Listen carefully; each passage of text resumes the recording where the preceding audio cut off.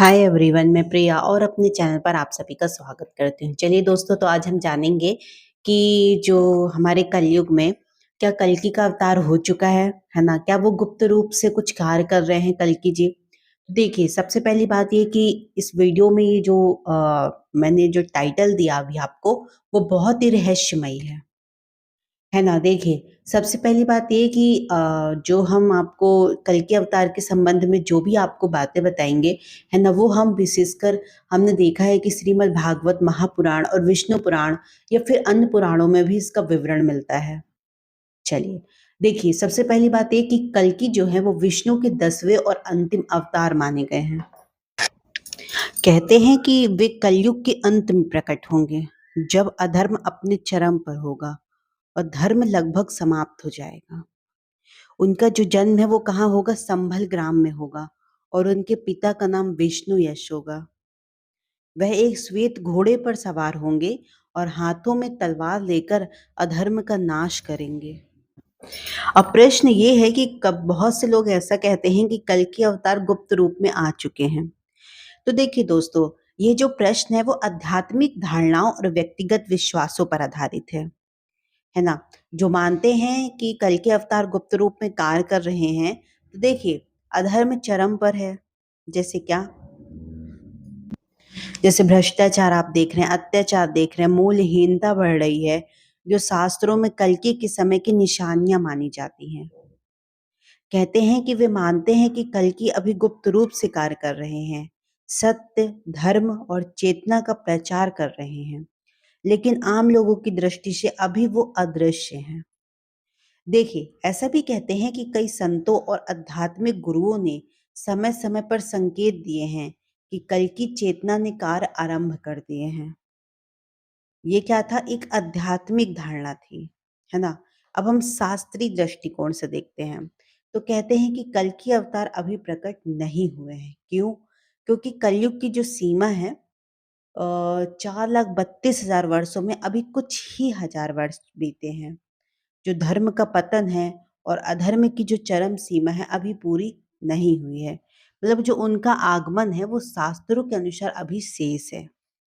दूसरी बात, यदि आप शुद्ध शास्त्रीय दृष्टिकोण से देखा जाए तो कल्कि अभी प्रकट नहीं हुए हैं और आध्यात्मिक दृष्टिकोण से देखा जाए है ना, गूढ़ रहस्यों से, तो बहुत से साधक वो मत अवलंबी मानते हैं कि कल की चेतना कार्यरत है। उनका जो कार्य है वो धीरे धीरे उजागर हो जाएगा। अब हम बताते हैं आपको कि श्रीमद् भागवत महापुराण अगर आपने पढ़ी होगी, विष्णु पुराण पढ़ा होगा, तो अन्य ग्रंथों में भी कल्कि अवतार से जुड़े भविष्यवाणियां श्लोकों में देखने को मिलती हैं। आपने देखा होगा श्रीमद् भागवत पुराण में स्कंद 12 नंबर पे अध्याय दूसरा श्लोक 18 से 20 में पढ़िएगा, तो उसमें आता है, एक श्लोक आता है जिसका उसमें यही बताता है कि जब कलयुग अपने चरम पर होगा, तो जो भगवान है विष्णु कल्कि रूप में प्रकट होंगे और वे अत्याचारियों का संहार करके धर्म की पुनः स्थापना करेंगे। वे अपने हाथ में एक तेजस्वी अस्त्र तलवार लेकर अधर्म का नाश करेंगे। ये श्रीमद् भागवत महापुराण में मिलता है। अब देखिए विष्णु पुराण में भी अपने अध्याय 24 में देखा होगा, भाग नंबर 4 में कहते हैं कि भगवान कल्कि का जो जन्म है वो संभल ग्राम में एक ब्राह्मण विष्णु यस के घर में होगा। श्लोक संस्कृत में रहते हैं, है ना? उसमें होगा संभल ग्राम मुख्यस्य ब्राह्मणस्य महात्मना भवने विष्णु यश्या कल्कि पुत्रो भविष्यति। तो उसमें बताया गया है कि जो भगवान कल्कि का जो जन्म है वो ग्राम संभल में एक महात्मा ब्राह्मण विष्णु यश के घर में होगा। अब भविष्य पुराण क्या कहता है? भविष्य पुराण में एक कल्कि खंड है। कहते हैं उसमें भी एक श्लोक है, कलियुगे महाशुरे कल्किना सम्यगाव्रतम सर्व पापम विनिर्मूल्यम धर्म संस्थापनम कृतम। कलयुग में भगवान कल की पापियों का संहार करेंगे और धर्म की स्थापना करेंगे। ये कल्कि पुराण में लिखा गया है ना? लेकिन कुछ विद्वानों का अलग मत है। क्या मत है? कि कल्कि अवतार एक चेतना या आध्यात्मिक शक्ति के रूप में कार्यरत हो सकते हैं। कहते हैं कि ये वह मानव रूप में या किसी महापुरुष के रूप में जन्म ले चुके हों, लेकिन स्वयं को भी प्रकट नहीं किया है। अब दूसरी बात, अब कल्कि अवतार जो है वो रहस्यमय पक्ष और आत्मिक संकेतों की खोज करते हैं। यह संकेत है कि आपकी आत्मा उस चेतना से जुड़ाव महसूस कर रही है। चलिए जानते हैं कि वो रहस्यमय संकेत और कुछ संतों द्वारा दिए गए इशारों को समझें।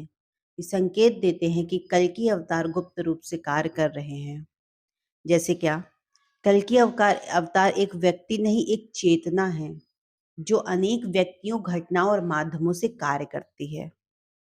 ठीक, इस चेतना का उद्देश्य है कि सत्य, धर्म, सदाचार, आत्मज्ञान को पुनः स्थापित करना।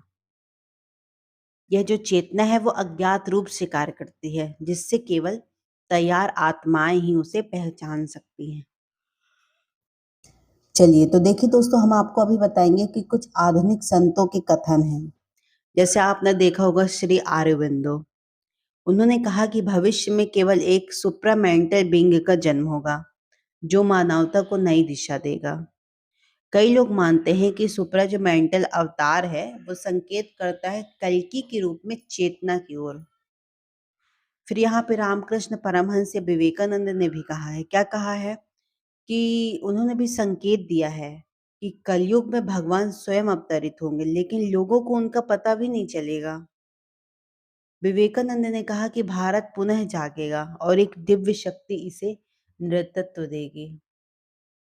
और अन्य संतों, योगियों ने भी एक बात बताई है कि सिद्धों और नाथ परंपरा के संतों ने कहा कि एक दिव्य योद्धा इस युग में जन्म ले चुका है, लेकिन कई लोगों ने कहा कि वह पहचाना नहीं जा सकेगा जब तक समय स्वयं उन्हें उद्घाटित न कर दे।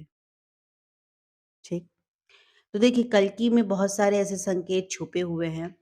कहते हैं कि जैसे बढ़ता हुआ अधर्म आएगा, है ना, वैसे वैसे कालचक्र अपने चरम की ओर बढ़ रहा है, आप भी देख ही रहे हैं। ठीक, और उसमें फिर कहते हैं कि भविष्य में क्या होगा, तो देखो दोस्तों, संकेत के अनुसार तो यही पता चलता है कि जब तक उपयुक्त होगा वह गुप्त चेतना एक योद्धा के रूप में प्रकट हो जाएगी। वह शब्द से, बुद्धि से, शस्त्र से अधर्म का विनाश करेगी और वह समाज को दो भागों में बांट देगी, एक जो अधर्म के साथ है और जो एक सत्य के साथ, मतलब धर्म के साथ। ठीक, तो देखिए, और कहते हैं कि कल्कि केवल कोई भविष्य की घटना नहीं, बल्कि अपनी अंतरात्मा में जागृत होने वाली चेतना भी हो सकती है। यदि आपके भीतर धर्म, न्याय और सत्य के लिए आग है, तो आप भी कल्कि चेतना के वाहक हैं। चलिए, तो मैंने इसमें आपको कितना सुंदर रहस्य बताया कि क्या कल्कि आ चुके हैं या क्या कुछ कल्कि गुप्त रूप से कार्य कर रहे हैं, या कल्कि अवतार हो चुका है। तो देखिए दोस्तों, ये जो हमने वीडियो आपको बताया बनाकर, है ना, बहुत ही रहस्यमय आपके साथ जो घटनाएं घटित हो रही हैं, जो भविष्य वाणी की गई है, जो श्रीमद् भागवत महापुराण में बताया गया है, जो विष्णु पुराण में बताया गया है, जो भविष्य पुराण में बताया गया है, वो हमने आपके साथ साझा किया। आई होप आपको बहुत पसंद आया होगा। तो हमारी वीडियोस को दोस्तों ज़्यादा से ज़्यादा लोगों तक शेयर करें और हमारे चैनल को सब्सक्राइब भी करें। Thank you so much. जय श्री कृष्णा।